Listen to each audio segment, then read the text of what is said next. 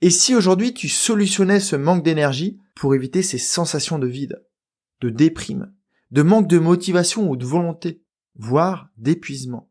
Les personnes qui manquent d'énergie voient la vie en noir, alors qu'elle pourrait être pleine de couleurs.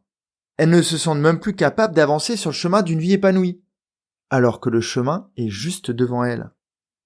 Et quand cette sensation d'épuisement, de fatigue chronique se renforce, elles rentrent dans un cercle vicieux. D'un côté, moins de motivation de faire ce qui donne de l'énergie, donc le stock continue de s'épuiser. De l'autre, renforcement des comportements qui épuisent.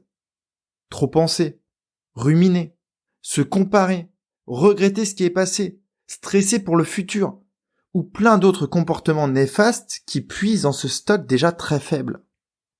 Et ainsi de suite. Tous les jours, l'énergie descend et elle ne remonte plus jusqu'au burn-out ou à la dépression. Mais tout ça, ce n'est pas une fatalité. À la fin de cet épisode, je te promets que tu auras compris comment faire pour que tu aies toujours suffisamment d'énergie pour te créer la vie incroyable que tu mérites. Salut à toi, tu es sur Dépasse-toi et je suis Sylvain Viens. Tous les mardis dès 7h, je te proposerai des idées pour comprendre ton fonctionnement, améliorer tes relations, trouver de la motivation ou encore développer ta confiance en toi. Et tout ça pour t'aider à créer une vie riche, épanouie et pleine de sens. Si tu ne veux rien louper et profiter de tout ce que j'ai à t'offrir, je t'invite à t'abonner à la newsletter sur mon site, sylvainviens.com. Avant de commencer, contrairement à d'habitude, aujourd'hui pas de commentaires Apple, même si je prends toujours énormément de plaisir à les lire. Et les derniers qui sont tombés sont de plus en plus beaux. Personnellement, tous ces retours représentent une de mes sources d'énergie. Aujourd'hui, je voulais juste t'avertir que si tu n'es pas encore inscrit au courrier du jeudi, la newsletter, d'ici Noël, tu ne pourras plus retrouver mes conseils passés. Donc tu sais ce qu'il te reste à faire. Allez, je reviens sur mon sujet du jour, car c'est une problématique qu'ont beaucoup de personnes. Comment gérer son énergie? Toi, comment gères-tu la tienne? Si on rentre dans le détail d'une journée sans énergie, tu vas vraiment avoir envie de recharger tes batteries. Tu vas peut-être prendre conscience que tu as quelque chose à faire dans ce domaine-là. Quand tu manques d'énergie à ton lever, tu as juste envie d'appuyer sur snooze, de t'enfoncer au fond de ton lit, de prendre la couette et de te cacher dessous, jusqu'au moment où tu te rends compte que tu es vraiment en retard. Quand tu manques d'énergie durant la journée, tu es beaucoup plus susceptible. Une critique que tu aurais pu accueillir dans un jour normal va te faire exploser. Le manque de rapidité de lassage des chaussures d'un de tes enfants, ou l'impression que ton conjoint ne t'épaule pas suffisamment, auront le même effet. Quand tu manques d'énergie, la moindre réunion professionnelle devient un calvaire. Tu manques d'idées. Tu ne comprends même pas pourquoi tu es là. Et tu passes ton temps à te répéter « je perds mon temps ». Et peut-être même que des fois, tu as envie de retourner sous la couette. Le soir, après cette journée laborieuse, tu rentres chez toi encore plus épuisé, parce que tu as subi cette journée.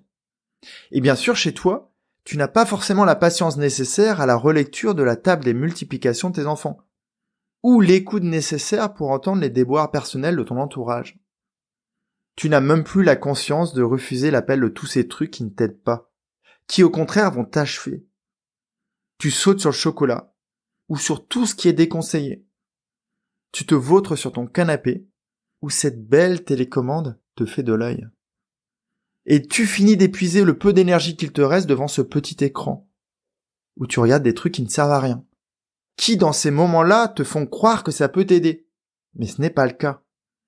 Et puis la journée continue, et tu continues de ruminer, de cogiter. Et comme tu ne te couches pas dans un état d'esprit positif, au diable le journal de gratitude, ton sommeil risque d'être de très mauvaise qualité. Quand tu es dans ce burk-là, tu te plains du manque d'énergie, mais sans penser à te questionner. Comment je fais pour re-remplir mon stock? Comment je fais pour m'en redonner? Comment je trouve une solution à mon problème? C'est comme si tu étais ce petit lapin à piles que l'on a tous vu dans les publicités. Il est rose, tout mignon, et il gambade gaiement. Et si je me rappelle bien, il a un tambour dans les mains, enfin dans les pattes. Tu as juste envie de le prendre dans les bras ou de rester le regarder se promener. Mais au bout d'un moment, si la pub continuait jusqu'au bout, il s'épuiserait. Ses mouvements seraient moins fluides. sa marche serait saccadée. Et on n'entendrait quasiment plus son tambour. Mais contrairement à toi, lui n'a pas de conscience, donc il oublie 2 choses. La première, c'est qu'en changeant ses piles, ou en trouvant un chargeur, il pourrait reprendre une grande énergie. La seconde, qui demande encore plus de conscience, est qu'il n'a pas remarqué peut-être la rugosité de la surface sur laquelle il évolue. Et donc, au fil de ses pas, il s'épuise. Voilà, tu sais tout. Imagine que c'est toi ce petit lapin rose, que tu as les mêmes problématiques dans la vie. Quand tu auras trouvé ton chargeur, ou que ta vie sera plus fluide ou lisse, ton énergie de vie se renouvellera d'elle-même. Tous les matins, tu te lèveras avec le sourire. Tu n'auras peut-être même plus besoin de ce réveil. Ou alors, tu auras un réveil sans snooze. Peut-être que tu réveilleras ta famille ou toi-même à l'odeur des tartines grillées ou d'un super café. Ce petit déjeuner que tu leur auras préparé en revenant de ta balade méditative à l'extérieur. Ou après avoir lu quelques pages de ton roman favori. Avant de partir travailler, tu auras même l'énergie de te demander quel cadeau ou quelle expérience enrichissante va t'offrir cette nouvelle journée. En réunion, c'est toi qui insuffleras de la créativité, qui donnera des idées à tes collègues, ou qui les fera sortir de leur stupeur en passant devant leur bureau pour leur balancer un peu de l'énergie que tu as en rab. Tu n'auras plus de conflit avec ton manager, car tu prendras suffisamment de hauteur pour lui montrer que tu as énormément de compétences, et qu'il a raison de t'accorder une grande confiance. À midi, hors de question de succomber à l'appel de la junk food. Tu auras préféré jeter des miettes de pain au canard autour d'un lac. Ou de transpirer après avoir couru pour garder ta belle forme. De retour chez toi, tu ne verras même pas le canapé devant toi, encore moins cet écran noir qui restera éteint. Tu auras juste envie de continuer de t'éclater, de prendre du plaisir dans ta journée. Le repas ne sera plus un moment austère, mais un super moment de partage, où il y aura beaucoup d'échanges. Chacun partagera sa superbe journée, et en fera profiter les autres. À la fin de la journée, si tu es parent, ce n'est plus ton enfant qui viendra quémander une histoire plus longue, c'est lui qui fermera les yeux, car tu auras mis une telle énergie dans la lecture qu'il se sera plongé de lui-même dans ses rêves. En fin de journée, quand tu iras te coucher, et je vais m'arrêter là. Mais si tu ne fais rien, cette journée que je viens de te décrire ne sera jamais la tienne. Alors, veux-tu vraiment la vivre ? Veux-tu tous les soirs te coucher en ayant hâte à la journée qui arrive ? Avant de poursuivre, je voulais t'expliquer pourquoi cet épisode aujourd'hui. La semaine dernière, j'ai échangé avec Stéphie et Guillaume. Stéphie, c'est une super chouette femme qui s'est donné une mission incroyable. Guillaume, c'est un cadre qui a une vie plutôt classique. Mais tous deux ont des problématiques très similaires. La confiance, leur sensibilité et le manque d'énergie. Je leur ai juste proposé d'identifier leurs principales problématiques. Et pour les deux, c'était l'énergie. Donc, la piste à explorer, c'est de savoir pourquoi ces deux personnes ont l'impression d'en manquer. Je leur propose des questions différentes, mais pas tant que ça. Et je vais te raconter mon échange avec Stéphie. Je lui demande juste pour toi, c'est quoi l'énergie ?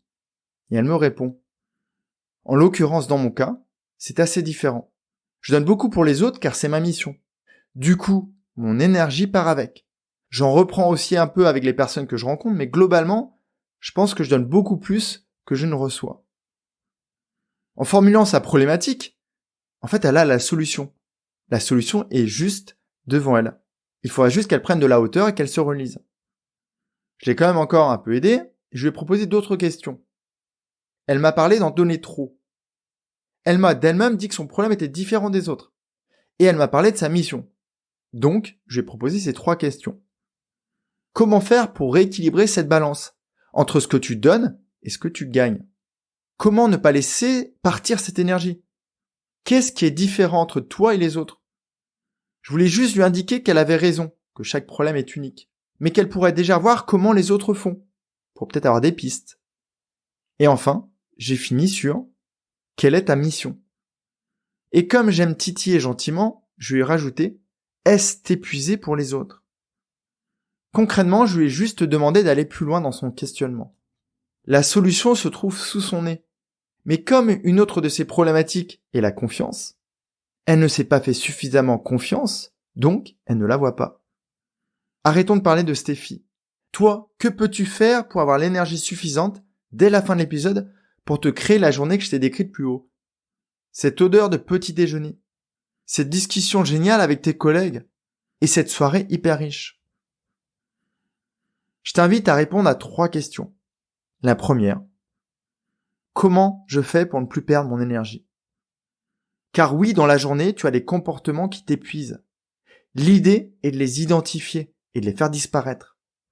Ça correspond à la surface rugueuse du lapin.